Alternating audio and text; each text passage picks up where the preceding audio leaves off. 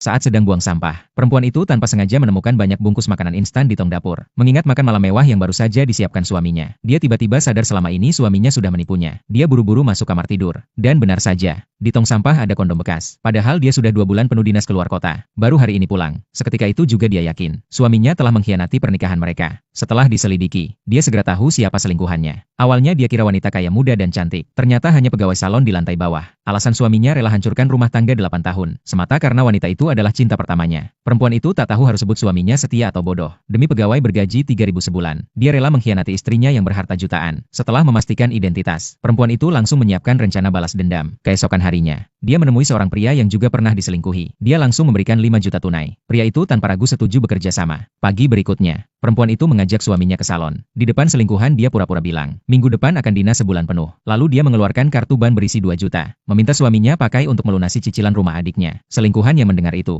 matanya langsung berbinar. Hatinya senang bukan main. Tanpa sadar dia masuk ke dalam perangkap. Benar saja, begitu perempuan itu pergi, selingkuhan langsung menelepon si pria. Tanpa malu-malu pamar kemesraan, lalu minta dibelikan tas edisi terbatas. Si pria mengira dia sungguh mencintainya. Sebelum menutup telepon, dia bahkan mengingatkan untuk hapus riwayat panggilan, dan menunggunya malam nanti di rumah. Mereka tak tahu, perempuan itu sudah memasang alat sadap di ponsel suaminya. Semua telepon dan chat mereka sudah tersalin ke tangannya. Meski begitu pria yang diajak kerja sama tetap bingung. Dengan bukti sebanyak itu, dia bisa saja menjatuhkan suaminya sekarang juga. Kenapa masih butuh bantuannya? Perempuan itu menjawab tegas. Bukti itu cukup untuk bikin suaminya bangkrut atau jatuh miskin. Tapi dia ingin keduanya membayar harga. Sebab dengan bukti itu saja, selingkuhan masih bisa lolos begitu saja. Dan itu tak bisa dia terima. Dia lalu menceritakan masa lalu selingkuhan. Ayahnya meninggal karena kecelakaan sejak lama. Ibunya sakit-sakitan. Hanya bisa hidup dari mengumpulkan barang bekas. Uang hasil kerja keras sang ibu selalu direbut selingkuhan untuk foya-foya. Akhirnya sang ibu meninggal tanpa sempat berobat. Meski begitu dia tidak sadar diri. Justru makin menjadi-jadi. Karena tahu betul sifat tamaknya. Perempuan itu sengaja memberi suaminya 2 juta. Supaya selingkuhan pasti akan minta uang. Dan saat itu tiba, dia akan menjebaknya dengan tuduhan perampokan dan penganiayaan. Membuat hidupnya benar-benar hancur. Pria itu mendengar lalu bertanya hal penting. Bagaimana bisa tuduhan itu jalan tanpa kerja sama suaminya? Kalau selingkuhan hanya mengaku sekadar selingkuh, dia tetap bisa lolos. Perempuan itu yakin suaminya pasti akan tunduk. Karena orang tuanya sangat mata duitan. Selama ini selalu minta uang darinya. Kalau tahu anaknya diam-diam memelihara selingkuhan dan membuat menantunya marah, mereka pasti tidak akan terima. Dan suaminya yang licik pun tahu resikonya. Itulah kelemahan yang dia gunakan untuk memulai balas dendam. Saat dia sampai bandara, suaminya buru-buru menelepon selingkuhan, memintanya segera datang ke rumah. Selingkuhan yang datang tidak bisa membuka pintu, lalu sok pintar memanjat pagar masuk. Tanpa tahu, itulah perangkap yang sudah dipasang perempuan itu untuk merekam bukti dia masuk secara ilegal. Begitu mendapat kabar, perempuan itu langsung merobek tiket pesawatnya dan pulang ke rumah sambil menelepon mertua. Ini langkah kedua rencananya, membuat suaminya dipermalukan di depan seluruh keluarga. Dia berbohong bilang habis dinas dapat 2 juta, berencana melunasi rumah adik iparnya. Mertua yang dengar langsung girang, segera membawa adik ipar sekeluarga ke rumahnya. Sementara itu,